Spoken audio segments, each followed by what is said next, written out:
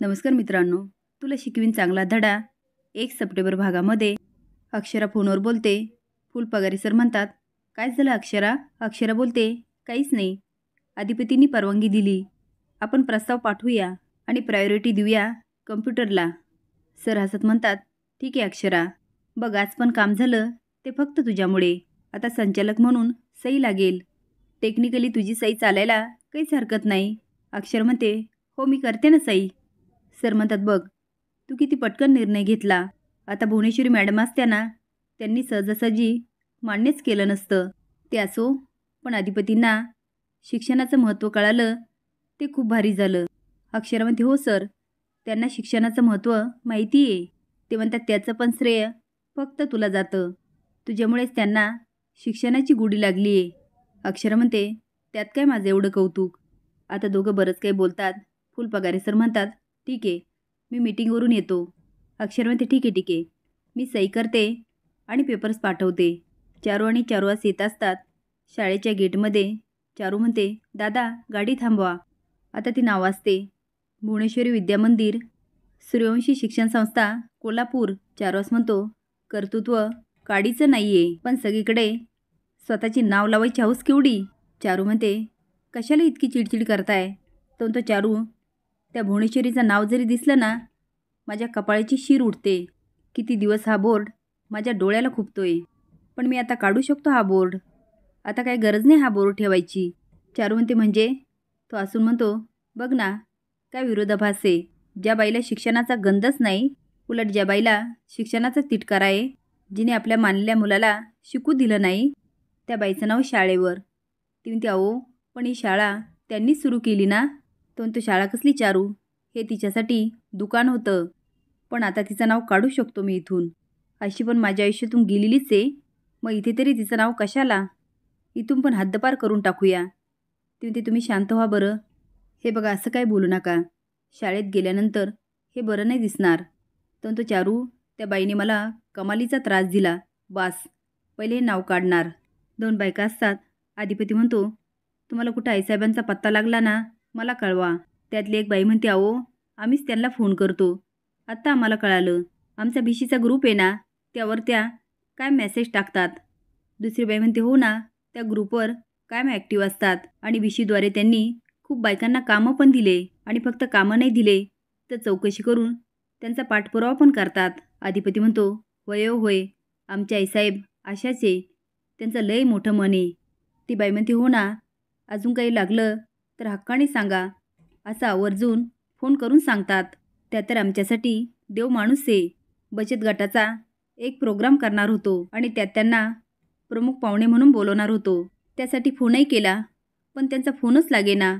ते आता बरंच काही बोलते. अधिपती म्हणतो, तुमचे एवढे हाल झाले तर माझे किती हाल झाले असणार तुम्हीच विचार करा. चारू शाळेच्या पायऱ्या चढत असताना म्हणते, अहो शाळेचं नाव बदलणं असं बरं नाही दिसणार. तो चारू, हा जो बोर्ड आहे ना, तो बरा दिसत नाही आहे. आता जाणार, तिचं नाव जाणार. ती म्हणते, असं कसं? त्यांनी शाळा सुरू केली ना, त्यांचा अधिकार आहेच नाही या शाळेत. तो चारू, तू प्रमाणापेक्षा चांगली आहे. त्या बाईला भेटली असती ना, तूच बोलली असती, पहिले नाव पुसा. ती म्हणते, अहो पण एवढे लोक त्यांच्याविषयी चांगलं बोलतात, त्यामध्ये काहीतरी तथ्य असेल ना. तो सगळे लोक तिला लांबून बघायचे, तिची इमेज उभी करायची ना, हे सगळे फसायचे. पण मी तिला खूप जवळून बघितलंय. मी तिला पुरता ओळखू नये.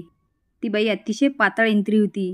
आता तो भुवनेश्वरीला खूप नाव ठेवतो. ती म्हणते, ठीक आहे, पण जे करायचं ना ते विचार करून करा. तो चारू, मी तुला घरातून हाकलू शकतो तर हा बोर्ड पण काढू शकतो. आता मात्र चारूचं काहीच चालत नाही. अक्षरा वर्गात शिकवत असते. एका मुलीचं कौतुक करते. तेवढ्यात तिची आई येते आणि तिला मारायला लागते आणि म्हणते, काय गं, 1000दा सांगितलं शाळेत यायचं नाही, चल घरी. अक्षर म्हणते, कोण आहात तुम्ही आणि काय चाललंय? ती बाई म्हणते, मी या दीपालीची आई आहे. आणि काय गं, किती वेळा सांगितलं शाळेत यायचं नाही, घरचं काम कोण करेल? अक्षरा म्हणते, अहो असं काय बोलताय तुम्ही? चित्रकलेमध्ये राज्यस्तरीय स्पर्धेमध्ये ती पहिली आली आहे. ती बाई म्हणते, मग काय करायचं त्या चित्राचं? ते चित्र तर घरी बसून पण काढू शकते. ती मुलगी म्हणते, आई शिकू दे ना ग मला खूप शिकायचं, मोठं व्हायचं, मोठी चित्रकार व्हायचं आहे.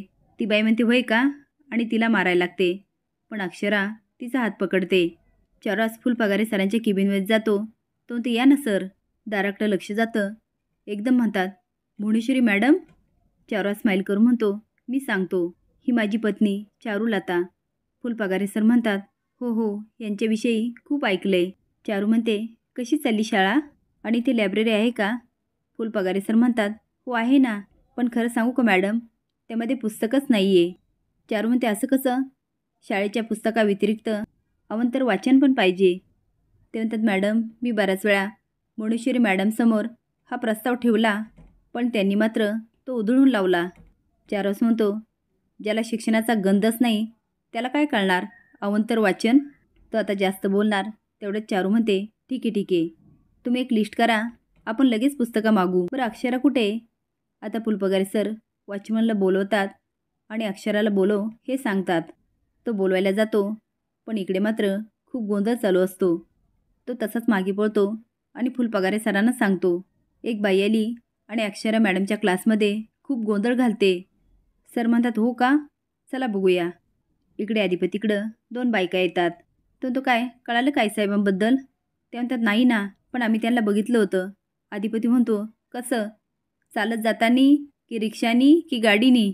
हे बघा, काही झालं ना मला आईसाहेब पाहिजे आणि त्यासाठी मी कुठली मदत करायला तयार आहे. ते निघून जातात. तेवढ्यात ओंक्या येतो. तो म्हणतो, ओंक्या मला नाही वाटत आईसाहेबांबद्दल यांच्याकडून काही माहिती मिळेल. ओंक्या म्हणतो, भावा मग काय करायचं? तो म्हणतो, चल पोलीस स्टेशनला जाऊया. तो म्हणतो, चल. इकडे अक्षरा त्या बाईला खूप समजावते, पण ती बाई काय ऐकत नाही. ती त्या मुलीला पकडते आणि ओढत घेऊन जात असते. अक्षरा मागे पळते आणि म्हणते, ताई अहो ऐका ना तुम्ही माझं, तिला असं नका घेऊन जाऊ.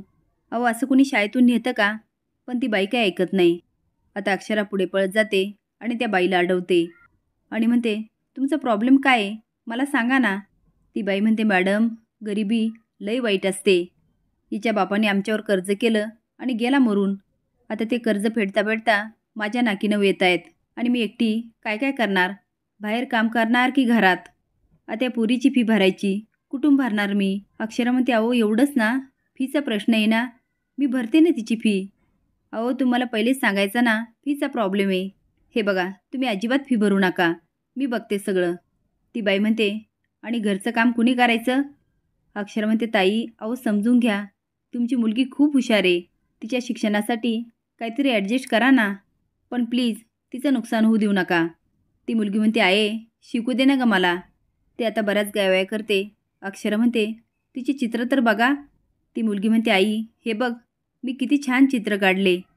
ती बाई म्हणते, काय ग तुझी चित्र? थांब दाखवतेच चित्र काय असतं. ते आता चित्रकलेची वही घेते आणि फाडायला लागते. असेच नवीन अपडेट जाण्यासाठी लाईक आणि सबस्क्राईब करा. धन्यवाद.